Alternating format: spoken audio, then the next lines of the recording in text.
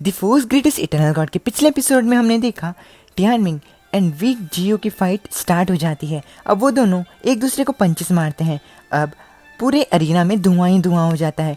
Tianming slide करके पीछे आता है, मुस्कुराता है। दूसरी तरफ हम वी जियो को देखते हैं जिसकी हालत काफ़ी ज़्यादा ख़राब होती है। उसके मुंह से खून आता है एंड वो खुद से कहता है आखिर ऐसे कैसे पॉसिबल हो सकता है, उसकी पावर मेरे से काफ़ी ज़्यादा है, मैं टियानमिंग का ओपोनेंट नहीं हूँ। अब वी जियो अपने बीस्ट की तरफ देखता है। उसे पता लगता है कि फिनिक्स एंड जेनेसिस उसके बीस्ट को एक मक्खी समझकर मार रहे हैं। अब तभी जेनेसिस अपने केओटिक वोल्ट बॉल अटैक को इस्तेमाल करता है एंड इस हमले को वी जियो का बीस्ट सहन नहीं कर पाता एंड वो नीचे गिर जाता है। अब ये देखकर वी गुआवाओ कहता है क्या वी जियो हार गया, वो भी इतनी आसानी से। अब जैसे ही वी लिंगशनी देखती है तो वो कहती है वो बिल्ली काफ़ी ज़्यादा क्यूट एंड स्ट्रांग है, मुझे टियानमिंग से काफ़ी ज़्यादा जेलस हो रही है, मुझे भी वैसे ही बिल्ली चाहिए। अब जैसे ही वी टियानशोंग ये देखते हैं तो वो कहते हैं एक इन्फर्नल एंड एक lightning source twin beast master, आखिर टियानमिंग ने ये सब कैसे हासिल किया। अब जैसे ही मुयंग ये देखते हैं तो वो हैरानी के साथ कहते हैं हमेशा टियानमिंग हमें सरप्राइज करने में कामयाब हो जाता है। अब वी जियो अपनी हार को स्वीकार कर लेते हैं। तभी हम देखते हैं फिनिक्स गिरते हुए जेनेसिस को देखकर कहता है ओए बिल्ली, तुम इतनी ज़्यादा लेजी हो कि तुम गिरते हुए भी सो रही हो। अब हम देखते हैं टियानमिंग नीचे आकर जेनेसिस को पकड़ लेता है एंड अपने आप से कहता है जैसा कि मैंने एक्सपेक्ट किया था, ट्विन बीस्ट मास्टर काफ़ी ज़्यादा अमेजिंग होते हैं, अब से हमारे लिए फाइट्स 3 वर्सेस 2 होंगी। अब मुयंग टियानमिंग के पास आते हैं एंड उसे कहते हैं तुम ट्विन बीस्ट मास्टर कब बने। अब टियानमिंग मुयंग को कहता है मेरा ब्लड पैक जो है वो मुझे 2 लाइफ बॉन्ड बीस्ट को रखने के लिए अलाउ करता है, इसीलिए मैंने इस चीज़ को अपने एक ट्रम्प कार्ड की तरह छिपा कर रखा। अब जैसे ही टियानमिंग के ग्रैंडफादर ये देखते हैं तो वो कहते हैं हमारा ब्लड पैक तुम्हें 2 अलग अलग टाइप के लाइफ बॉन्ड बीस्ट को रखने के लिए अलाउ करता है। अब ये सब जानकर टियानमिंग शॉक हो जाते हैं एंड वो अपने मन के अंदर कहते हैं ये तो काफ़ी ज़्यादा शानदार है, मैंने इसके बारे में कभी नहीं सुना था। ब्लड पैक को एक बीस्ट के साथ फॉर्म करना भी काफ़ी ज़्यादा मुश्किल होता है, लेकिन टियानमिंग ने ऐसा 2 बीस्ट के साथ किया है। अमुयंग टियानमिंग की और ज़्यादा तारीफ करते हैं, वो उसके कंधे पर हाथ रखते हैं एंड कहते हैं ये चीज़ दिखाती है कि टियानमिंग कितना ज़्यादा स्पेशल है, जैसा कि मैं अपने डिसिपल से एक्सपेक्ट कर सकता था, ये काफ़ी ज़्यादा अमेजिंग है। अब टियानमिंग कहता है नहीं, मैं सिर्फ एक एवरेज हूँ। अब टियानशोंग अपने भाई जीकुन से कहते हैं अगर टियानमिंग वी मेनर में बड़ा हुआ होता तो ये कितनी अच्छी बात होती। अब ये सुनकर जीकुन कहते हैं अगर ऐसा होता तो टियानमिंग इन चीज़ों को कभी हासिल ही नहीं कर पाता। अब टियानमिंग अपने ग्रैंडफादर के पास जाता है एंड कहता है दादाजी। अब टियानमिंग अपने घुटनों पर बैठ जाता है एंड वो अपने हाथ को जोड़ते हुए कहता है प्लीज़ मेरी मदर को बचा लीजिए। अब ये सुनकर टियानकिंग काफ़ी ज़्यादा शॉक हो जाते हैं, वो बिल्कुल शांत हो जाते हैं एंड अपने मन के अंदर कहते हैं मुझे यकीन नहीं हो रहा टियानमिंग ली येनफेंग का बेटा है।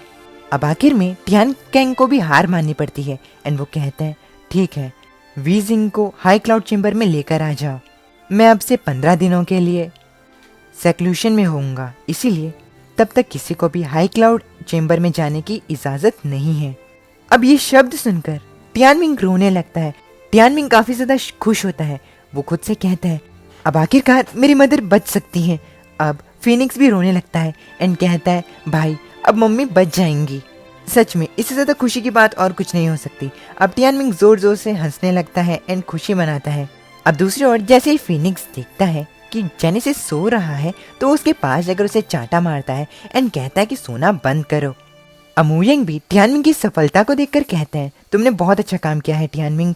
अब हमें लाइटनिंग मैनर को दिखाया जाता है जहाँ पर दोनों इंस्पेक्टर्स मिलकर यूइलिंग जी की फैमिली एंड शियाओटिंग की फैमिली के साथ मिलकर मीटिंग कर रहे होते हैं। अब लिन टियानजियान दोनों वाइस इंस्पेक्टर्स को ग्रीट करते हैं एंड कहते हैं आज की पार्टी वाइस इंस्पेक्टर्स के नाम। अब जिन यीशुआन सभी को शुक्रिया कहते हैं। अब लिन टियानजियान उन्हें कहते हैं यूलिंग के क्लैन लीडर, अब हम लोग फ्यूचर में एक दूसरे के साथ रहेंगे। अब ये सुनकर यूलिंग होंग यानी कि यूलिंग फैमिली के क्लैन लीडर एंड यूलिंग जी के ग्रैंडफादर लिन टियानजियान से कहते हैं आप काफ़ी ज़्यादा नरम हैं ब्रदर लिन, इस दिन के बाद से हम दोनों के क्लैन निश्चित रूप से एक दूसरे के साथ रहेंगे इस नेशन में।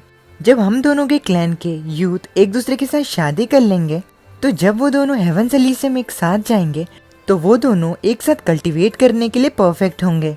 अब ये सुनकर जिन यूशुआन हंसता है एंड कहता है जब आप दोनों के क्लैन्स एक साथ यूनाइट हो जाएंगे तो ये चीज़ आप लोगों के लिए पावर लेकर आएगी। बस अब सिर्फ एक ही चीज़ बाकी रह गई है। हमारे लिए अच्छा यही होगा कि हमें बाद में चलकर वर्मिलियन बर्ड के हेवन सेक्टम की लीडरशिप मिल जाए। जो अब हम लोग करने वाले हैं वो चीज़ वी क्लैन के लिए एक बड़ा सरप्राइज रहेगी।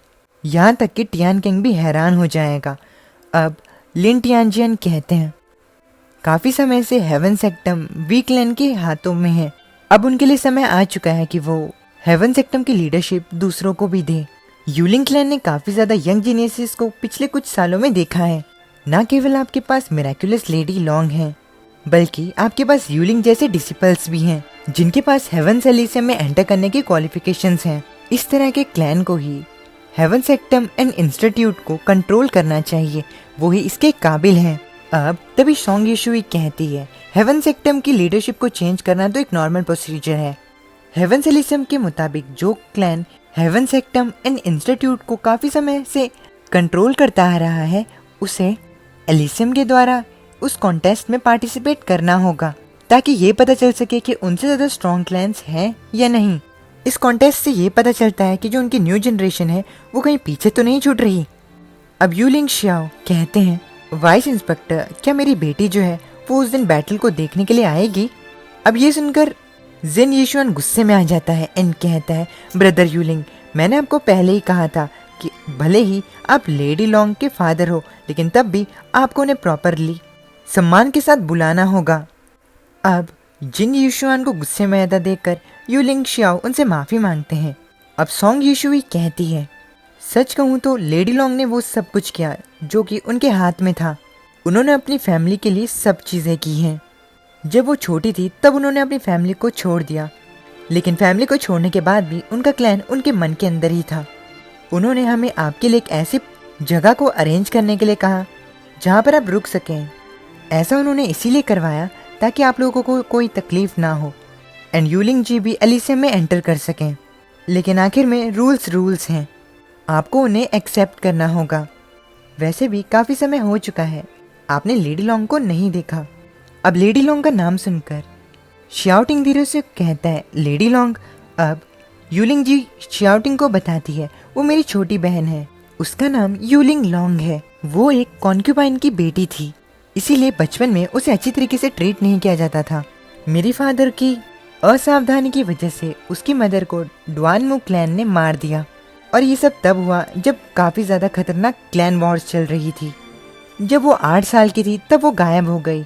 सबको लगा कि वो भी मर चुकी है लेकिन किसे पता था कि कुछ सालों बाद वो वापस आएगी एंड आते संग ही ड्वानमू क्लैन को ख़त्म कर देगी। जब वो वापस आई तब वो ऑलरेडी एक एलिसियम चाइल्ड थी। अब इसी के साथ हमारा ये वाला एपिसोड यहीं पर ख़त्म हो जाता है। उम्मीद है कि आपको ये एपिसोड पसंद आएगा। अगर पसंद आए तो प्लीज़ चैनल को सब्सक्राइब करके वीडियो को लाइक ज़रूर से कर देना। मैं मिलता हूँ आप लोगों से नेक्स्ट वीडियो में, तब तक के लिए अपने फैमिली का ख्याल रखना। माता ने।